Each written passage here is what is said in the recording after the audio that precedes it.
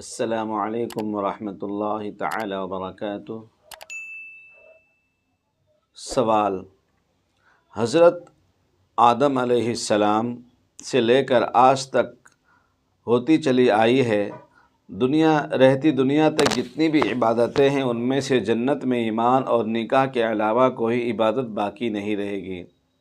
یعنی حضرت آدم علیہ السلام سے لے کر رہتی دنیا تک جتنی بھی عبادتیں ہم کرتے ہیں ان میں سے جنت میں ایمان اور نکاح کے علاوہ کوئی عبادت نہیں رہے گی، صرف نکاح اور ایمان بس۔ حضرت صلی اللہ تعالیٰ علیہ وآلہ وسلم نے ارشاد فرمایا، جتنے قرآن کریم کے حروف ہیں اتنے ہی جنت کے درجات ہیں، اور ایک درجہ سے دوسرے درجے تک اتنا فاصلہ ہے جتنا آسمان اور زمین کے درمیان ہے۔ یہ باتیں جمل کتاب میں لکھی ہے۔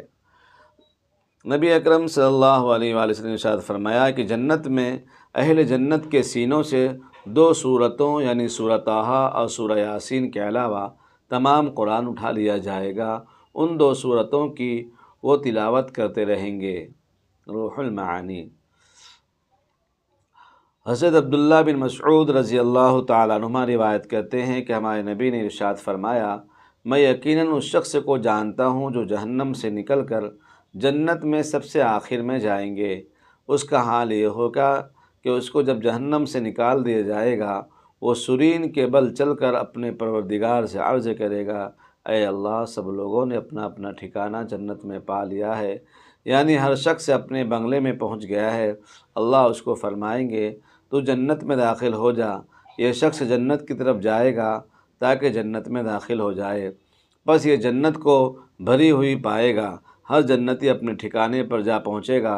یہ شخص جنت کے دروازے سے لوٹ جائے گا اور کہے گا، اے میرے اللہ، وہاں تو لوگوں نے سارے بنگلے پر کر دیے، ہر شخص اپنی منزل میں جا پہنچا۔ اب خدا تعالیٰ اس کو فرمائیں گے، کیا تو اس کو دنیا والا زمانہ تصور کر رہا ہے جس میں تو زندگی گزار کر آیا ہے؟ وہ کہے گا، جی ہاں۔ اس کو اللہ فرمائیں گے، تو تمنا کر، پس وہ تمنا کرے گا۔ خداوند تعالیٰ اس کو فرمائیں گے، تیرے لیے وہ ہے جو تو نے تمنا کی ہے، اور تیرے لیے دنیا کے 10 حصے سے زیادہ ہے۔ اب وہ بندہ اللہ سے کہے گا، اے میرے رب، تو میرے ساتھ مذاق کر رہا ہے، حالانکہ تو بادشاہ ہے۔ راوی کہتے ہیں کہ حضرت صلی اللہ علیہ وآلہ وسلم نے جب یہ بات فرمائی تو آپ کو ہنسی آ گئی، یہاں تک کہ آپ کے دندان مبارک یعنی نواجذ ظاہر ہو گئے۔ یہ باتیں ترمذی شریف صفحہ نمبر 87 جواب نمبر 12 میں لکھی ہوئی ہے۔ اللہ سبحانہ وتعالی احکم الحاکمین، وآخر دعوانا الحمدللہ رب العالمین۔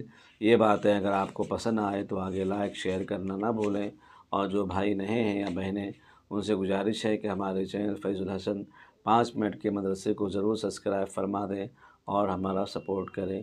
شکریہ۔